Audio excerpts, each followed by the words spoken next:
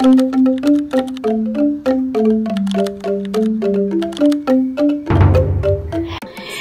guys! So, welcome back to my YouTube channel. This is your mother, Budlat! Your practical mommy dito sa Japan. So, magkano bang kinikita ng isang English teacher na kagaya ko? Well, sa hindi pa nagkakaalam at nag-assume na malaki ang aming kinikita, well, tukasin natin kung magkano nga ba. More or less, ang aming gross income ay pumapatak sa 275,000 yen. 275,000 yen. Kasali na po doon yung tinatawag nila na pamasahe na nire-refund ng aming company. So, ang pamasahe ko monthly ay nasa 20,500 yen. These are my monthly deduction: health insurance, nursing care insurance, pension, employment insurance, income tax, resident tax, telephone, net, communication costs, school lunch. I-deduct pa natin yung basic food expenses namin sa isang buwan. Take note mga kabudlat, 4 adults kaming sa bahay na nag-share ng aming mga ambag sa isang buwan. So 40,000 yen, that is our budget for basic food expenses.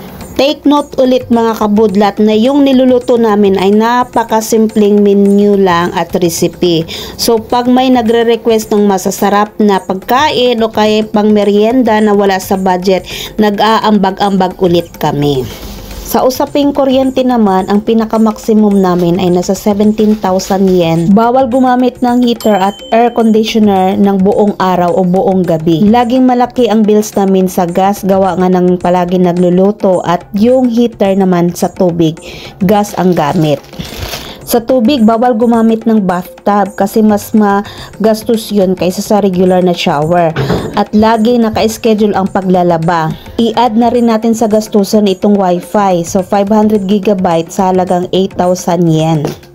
Siyempre, kahit nasa public school si ate, nagbabudget pa rin ako ng 15,000 for school expenses. Kasama na dyan ang school lunch ni ate. Kung may natira man, tinatabi ko kasi dito sa Japan, bawal ang mahuling magbayad. Uy mga kabudlat, nagbabudget din kami ng monthly ng 5,000 yen para sa mga gala. Ang gala namin mga kabudlat ay yung low budget lang.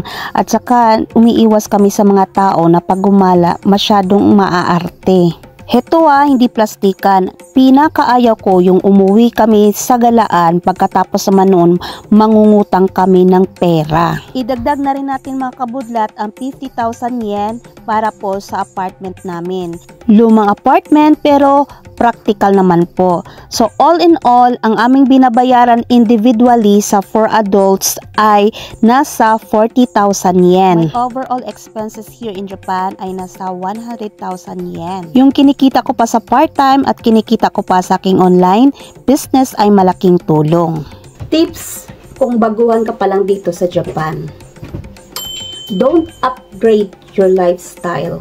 Pangalawa, huwag mo ikumpara ang iyong sarili sa mga matatagal na dito. Pangatlo, be practical. Pang-apat, make sure na kahit sa maliit na halaga, magkakaroon ka ng investment. Yes! This is your mother, Budlat. Sa ulitin po na ating vlog.